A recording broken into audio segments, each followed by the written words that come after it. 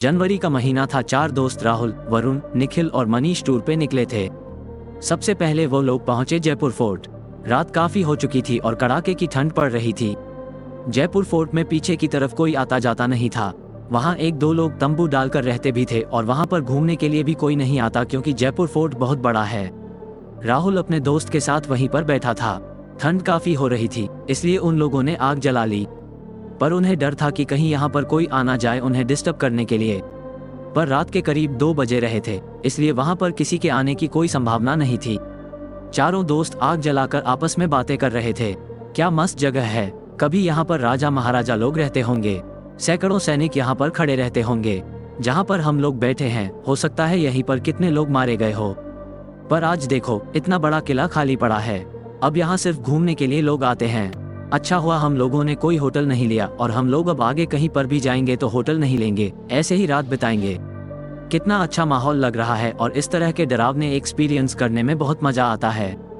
तो ठीक है, हम सभी लोग अब जहाँ भी जाएंगे ऐसी जगहों पर रात बिताएंगे जो कि बहुत डरावनी हो, और उसमें 4 चांद लगाने के लिए हर बार हम में से कोई ना कोई एक हॉरर कहानी सुनाएगा। लेकिन वो कहानी बनावटी नहीं होनी चाहिए, सच में उसके साथ वैसी घटना घटी होनी चाहिए, क्योंकि हर किसी के साथ कभी ना कभी डरावनी चीजें तो हुई ही होती हैं, है ना? तो ठीक है राहुल, प्लान तूने बनाया है तो सबसे पहली कहानी तू ही सुनाएगा।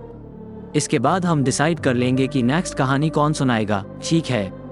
दिल थाम कर तुम लोग बैठ जाओ और सुनो।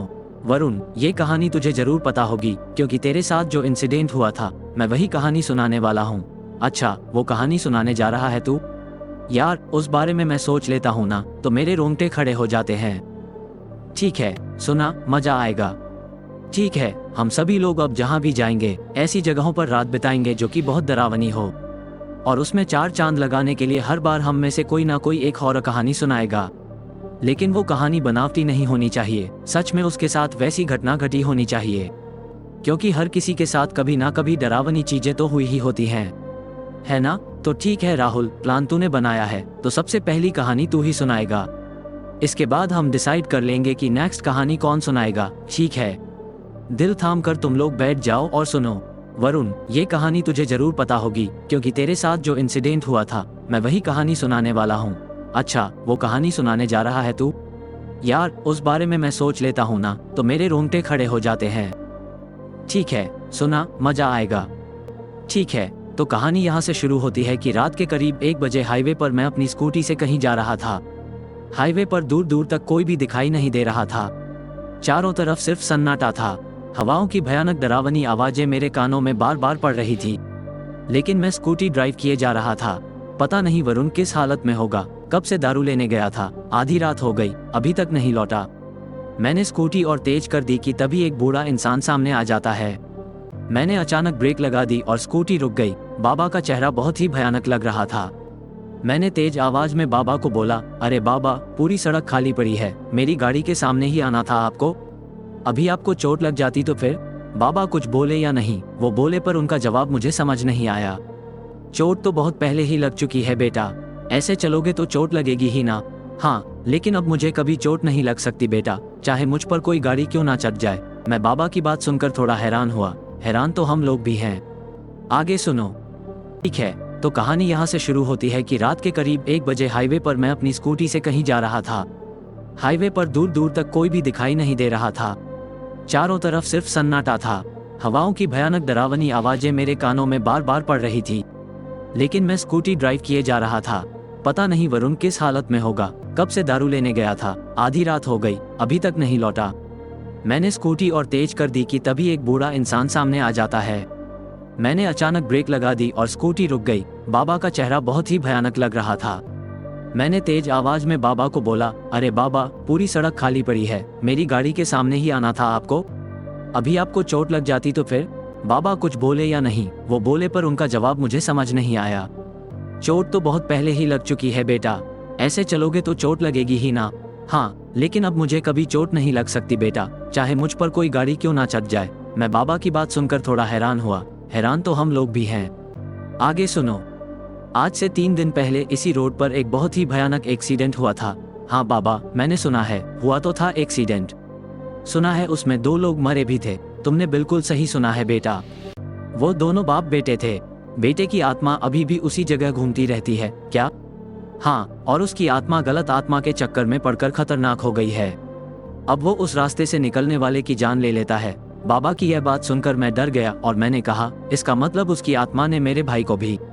नहीं, अभी तुम्हारा भाई उसकी कैद में है, मारा नहीं है। उस आत्मा ने वरुण को अभी तक मारा नहीं था। ये बात बाबा को कैसे पता थी? यही सवाल मैंने बाबा से पूछा। ये सब आपको कैसे पता है? मुझे समझ नहीं आ रहा। बाबा, सब समझ आ जाएगा, थोड़ा धैर्य रखो बेटा और पूरी बात सुनो। ये जो बारिश हो रही है यह नेचुरल बारिश नहीं है, उसी आत्मा ने कराई है। बाबा, मेरा दोस्त वरुण बहुत डरपोक है, वो तो डर कर ही मर जाएगा। प्लीज कुछ कीजिए। जब आप इतना कुछ जानते हैं तो मेरे भाई को बचा भी सकते हैं ना?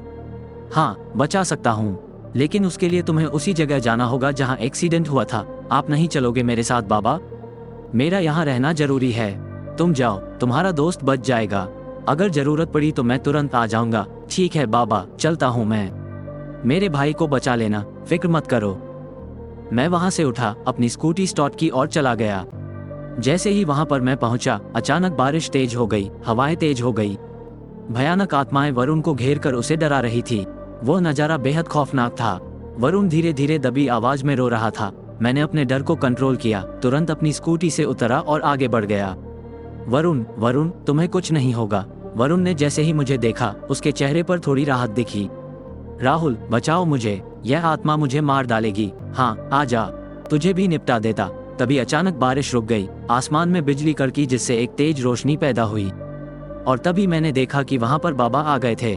तुम यहाँ से चले जाओ।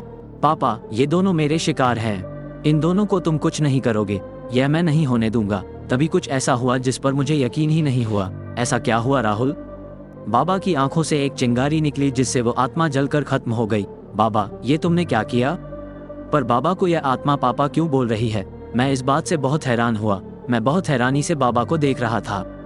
हैरान मत हो, 2 दिन पहले जो एक्सीडेंट हुआ था, मैं और मेरा बेटा ही मरे थे उस एक्सीडेंट में। इतना बोलकर बाबा धुआं बनकर आसमान में उड़ गए। इन सब के बीच वरुण भागकर मेरे पास आ गया। अच्छा हुआ तू आ गया, तुझे कुछ नहीं होगा। मैं वरुण को स्कूटी पर बैठाया और वहां से चल पड़ा। वाह यार वरुण। वैसे राहुल, जब तू स्कूटी से बाबा से टकराया था ना और उन्होंने कहा था कि अब मुझे चोट नहीं लग सकती चाहे कोई गाड़ी ही मुझ पर क्यों ना चढ़ जाए, तभी मुझे हल्का हल्का डाउट हो गया था बाबा के ऊपर। तभी अचानक किसी के कदमों की आवाज आने लगती है। चारों दोस्त बिल्कुल चुप हो जाते हैं। लगता है कोई सिक्योरिटी गार्ड। जैसे ही वो कदमों की आवाज उनके पास आकर रुकी, राहुल और वरुण हैरान हो गए। बाबा, बाबा आप यहाँ? मनीष, निखिल, यह उन्हीं बाबा की आत्मा है। अबे भागो यहाँ से। निखिल और मनीष डर कर वहां से भाग गए।